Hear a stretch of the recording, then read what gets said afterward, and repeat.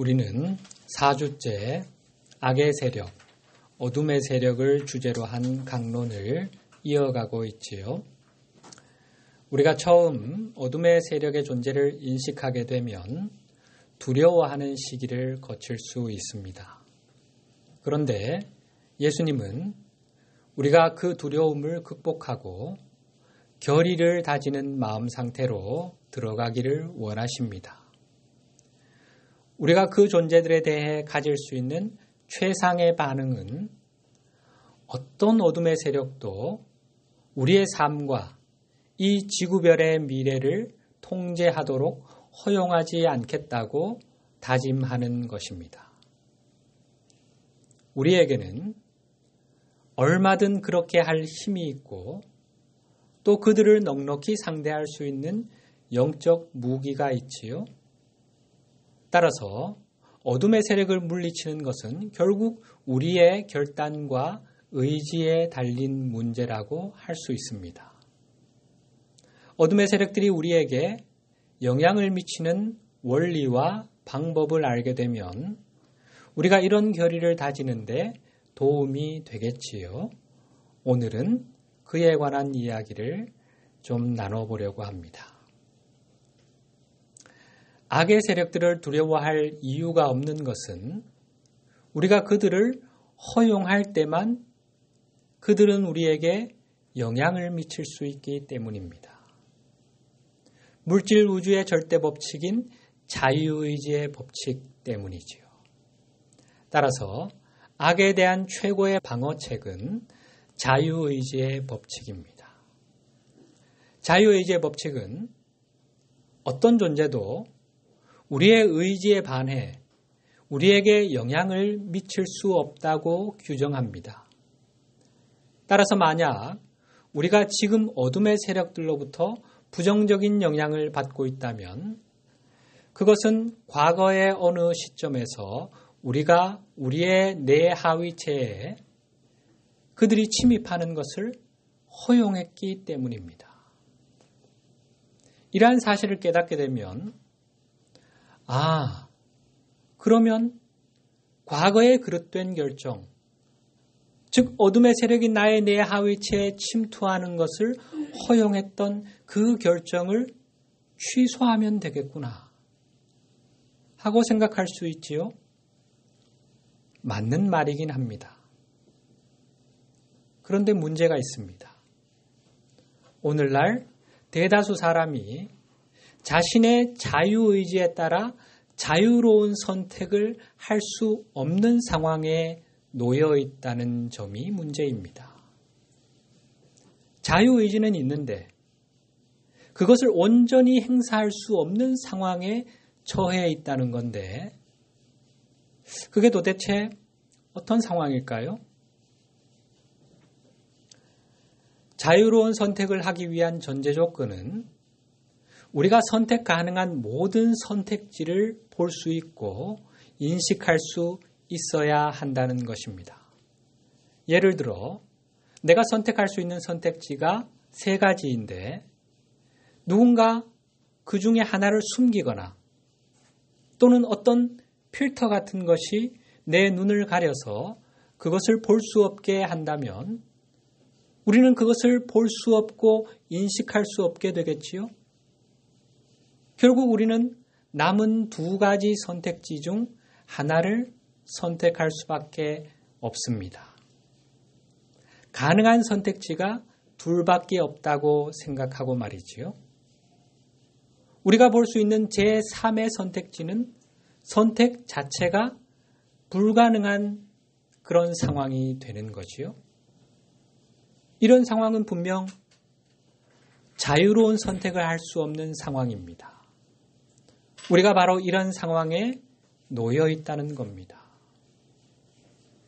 그러면 우리로 하여금 자유로운 선택을 할 수 없게 만드는 존재, 가능한 모든 선택지 중 적어도 1가지 이상을 숨기거나 우리 눈을 가려 그것을 볼 수 없게 하는 존재가 누굴까요?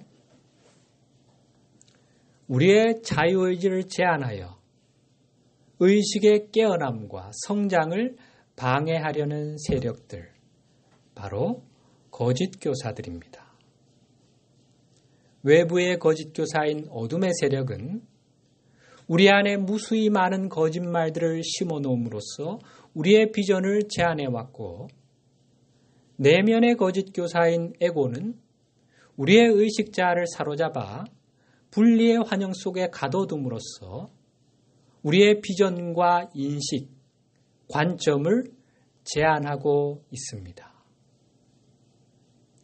우리의 인식을 제한하는 거짓말들과 분리의 환영이 우리 눈을 가리는 인식 필터가 되어 적어도 하나 이상의 선택지를 볼 수 없게, 인식할 수 없게 만들고 있는 것입니다. 눈이 밝지 못하니 당연히 바른 선택을 할 수가 없겠지요? 오늘 본문의 말씀 화면으로, 눈은 몸의 등불이다. 그러므로 내 눈이 성하면 내 온몸이 밝을 것이요, 내 눈이 성하지 못하면 내 온몸이 어두울 것이다. 그러므로 내 속에 있는 빛이 어두우면 그 어두움이 얼마나 심하겠느냐. 눈은 몸의 등불이다. 눈이 성하면 온몸이 밝을 것이다. 예수님 당시 사람들은 눈이 몸의 창문과 같아서 눈을 통해 빛이 몸 안으로 들어온다고 생각했습니다. 따라서 눈을 통해 들어온 빛에 따라 몸이 갈 길을 찾는다는 점에서 눈은 몸의 등불이 되는 것입니다. 우리의 눈을 가려서 빛이 들어오지 못하게 막고 있는 거짓 교사들의 인식 필터를 벗겨냄으로써 성한 눈을 갖게 되면 온몸이 밝아질 것이고, 비로소 우리는 바른 길을 찾을 수 있는 것입니다. 온전한 비전을 회복한다면 자유로운 선택을 할 수 있고 바른 선택으로 나아갈 수 있다는 것입니다. 예를 하나 들어볼까요? 누군가 내 뺨을 때리는 상황에서 2000년 전 유대인들이 생각할 수 있었던 반응, 대응 방식, 그들이 인식할 수 있었던 선택지는 두 가지뿐이었습니다. 오늘날의 용어로 투쟁 도피 반응이라고 하는 대응 방식이지요. 이런 상황에서 우리가 취할 수 있는 첫 번째 반응이 투쟁입니다. 받은 대로 되돌려주는 것, 맞받아치는 것이지요. 다른 하나는 도피하는 것, 그 상황을 피해 달아나는 것이지요. 2000년 전 당시 이원성 의식에 깊이 매몰되어 있던 유대인들의 시야에는 이 두 가지 선택지밖에 보이지 않았습니다. 어둠의 세력들의 거짓말과 분리의 환영이 그들의 눈을 가려서 제3의 선택지를 아예 볼 수 없게 만들었기 때문입니다. 첫 번째 반응인 투쟁의 근거는 눈에는 눈, 이에는 이라는 유대인들의 율법이었습니다. 받은 대로 되갚아 주라는 것이지요. 두 번째 행동의 근거는 생존 본능입니다. 내가 상대와 맞서 싸울 힘이 없으면 일단 달아나고 보는 거지요. 걸음아 날 살려라 하며 말이지요. 이 두 가지 대응 방식의 공통점은 두려움의 감정에 기반한 반응이라는 것입니다. 투쟁 반응은 나를 치는 상대를 내가 제압하지 않으면 계속 당할 수밖에 없다는 두려움에 기반한 행동이지요. 무서워서 도망가는 도피 반응은 굳이 설명할 필요도 없지요. 두려움은 거짓 교사들의 생명 양식입니다. 우리가 뭔가를 두려워하게 되면 우리의 생명 에너지의 진동수를 떨어뜨려 부정적 에너지를 만들어내게 되고 바로 그것이 거짓 교사들을 먹여 살리는 양식이 되는 거지요. 당시 유대인들이 이 두 가지 방식 외에 다른 선택지를 볼 수 없었다는 것은 그들의 의식이 철저히 거짓 교사들의 통제하에 놓여 있었음을 의미합니다. 안팎의 거짓 교사들, 에고와 어둠의 세력들의 농간으로 인해서 이 두 가지 반응 외에 제3의 선택지를 볼 수가 없었던 것입니다. 즉, 두려움이 아닌 사랑에 기반한 반응도 있다는 사실 자체를 인식할 수가 없었던 것입니다. 그런데 예수님께서 오셔서 그들에게 새로운 준거틀을 제시해 주셨습니다. 그동안 그들이 볼 수 없었던 선택지, 인식할 수 없었던 제3의 대안이 있다는 사실, 두려움 기반의 반응이 아닌 사랑에 기반한 반응도 있다는 사실을 알려주신 것입니다. 이렇게 말이죠. 마태복음 5장 38절에서 39절 또 눈은 눈으로 이는 이로 갚으라 하였다는 것을 너희가 들었으나 나는 너희에게 이르노니 악한 자를 대적하지 말라. 누구든지 내 오른편 뺨을 치거든 왼편도 돌려대며. 악한 자를 대적하지 않는 것. 내 오른편 뺨을 치는 사람에게 왼편도 돌려대는 것. 당시 사람들의 의식 수준에서는 도저히 생각할 수 없는 반응이요 선택지였습니다. 이런 제3의 행동, 제3의 대안을 통해 우리 영혼은 억겁의 세월 동안 두려움과 분노의 시선으로 상대를 바라보며 서로의 뺨을 때리고 있는 이 지옥 같은 폐세계에서 벗어나 상승의 길인 상향나선에 안착할 수 있습니다. 다른 쪽 뺨을 돌려대는 것은 또한 무집착으로 반응하는 것을 의미합니다. 투쟁을 통해 상대를 제압하겠다는 것, 달아남으로써 목숨을 부지하겠다는 것, 모두 집착에서 비롯된 반응들입니다. 집착은 두려움에 기반한 반응이며 무집착은 사랑에 기반한 반응입니다. 상대의 행동에 대해서 무집착으로 반응하게 될 때 우리는 거짓 교사들의 생명 양식인 부정적 에너지를 만들지 않게 됩니다.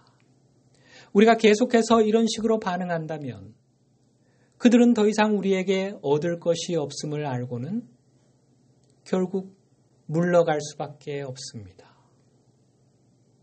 가장 어리석어 보이는 선택이 실은 궁극적인 승리를 보장하는 최상의 길임을 알 수 있지요. 이것이 바로 예수님께서 시범 보여주신 그리스도의 승리입니다.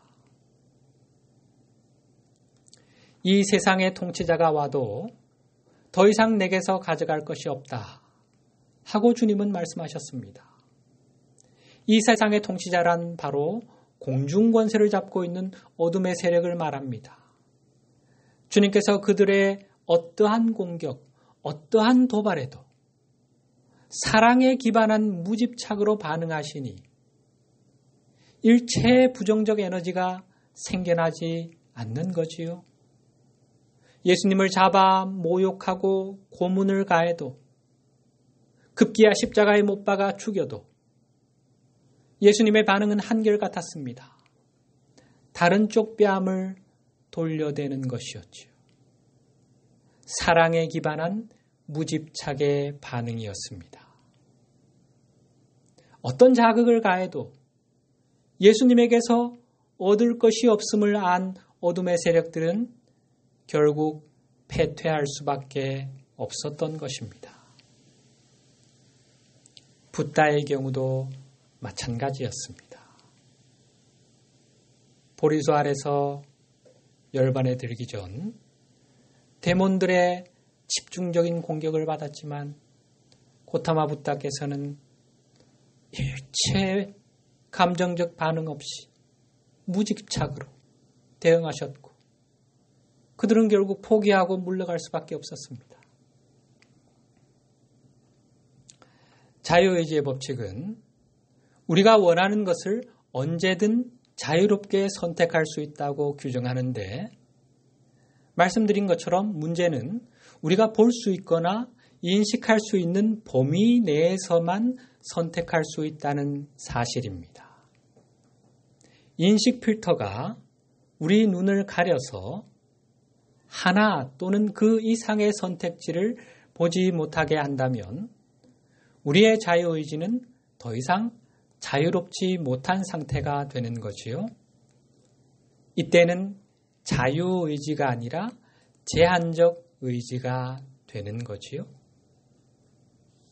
어둠의 세력은 우리 눈을 가리고 우리의 인식을 제한함으로써 우리를 통제하려고 합니다. 무엇을 통해 우리의 인식을 제한하고 있지요? 거짓말들이죠. 그들이 우리 안에 심어놓은 거짓말들이 바로 우리의 비전과 인식을 제한하는, 관점을 왜곡하는 인식 필터라는 것입니다. 그렇다면 우리의 비전과 인식이 온전하게 회복되기 위해서는 거짓 교사들의 거짓말을 꿰뚫어 볼 수 있으면 되겠지요. 그들의 거짓말을 꿰뚫어 본다면 우리 마음의 눈을 가리고 있는 인식 필터가 해체될 것이고 자연히 우리의 비전과 인식이 온전하게 회복될 수 있겠지요. 그러면 어둠의 세력들의 거짓말들을 꿰뚫어 볼 수 있게 해주는 것, 우리의 인식을 제한하는 인식 필터를 해체할 수 있게 해주는 것이 뭘까요? 바로 영적 세계에서 흘러오는 빛, 내 현존에게서 의식자에게로 흘러오는 빛입니다. 눈이 어두운 것은 빛이 부족하기 때문입니다. 영적 세계의 빛을 우리 안으로 그리고 이 지구별로 가져올 수 있는 열쇠는 바로 우리 하위 존재의 심장이라고 할 수 있는 의식자입니다. 의식자는 현존에게서 흘러오는 빛을 우리 내면으로 흐르게 하는 열린 문이 될 수 있는 잠재력을 지닌 존재입니다. 예수님께서 시범 보여주셨듯이 지구상의 어떤 힘, 어떤 존재도 우리의 의식자가 열린 문이 되는 것을 막을 수는 없습니다. 요한계시록 3장 8절 말씀 함께 보실까요? 볼지어다 내가 내 앞에 열린 문을 두었으되 능히 닫을 사람이 없으리라. 하나님이 우리 앞에 두신 열린 문, 세상 그 누구도 무엇도 능히 닫을 수 없는 그 열린 문이 바로 우리 하위 존재의 정수인 의식자입니다. 만일 임계 수치에 이르는 사람들이 예수님께서 보여주신 의식 상태, 곧 그리스도 의식을 구현함으로써 영적 세계의 빛이 흘러오는 통로인 열린 문이 된다면 지금껏 어둠의 세력들이 우리 안에 심어놓은 모든 거짓말들이 폭로될 것이며 어둠의 존재들은 더 이상 이 지구별에 머물 수 없게 될 것입니다. 그래서 그들은 의식자가 빛을 가져오는 열린 문이 될 수 있다는 사실을 우리가 알아차리지 못하게 필사적으로 막으려 하는 것입니다.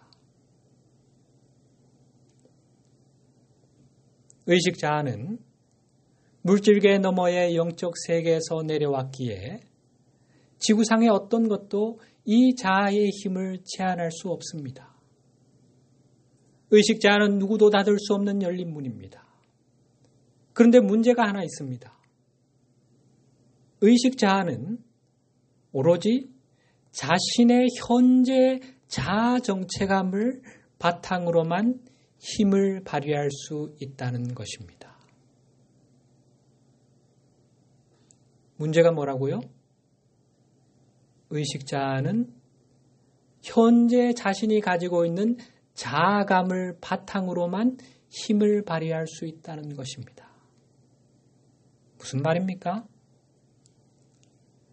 의식 자아가 자기 자신을 하나님의 자녀, 현존의 확장이며 영적 스승과 연결된 존재로 그리고 빛의 통로인 열린 문으로 인식할 수 있어야 그런 존재가 될 수 있다는 말이지요.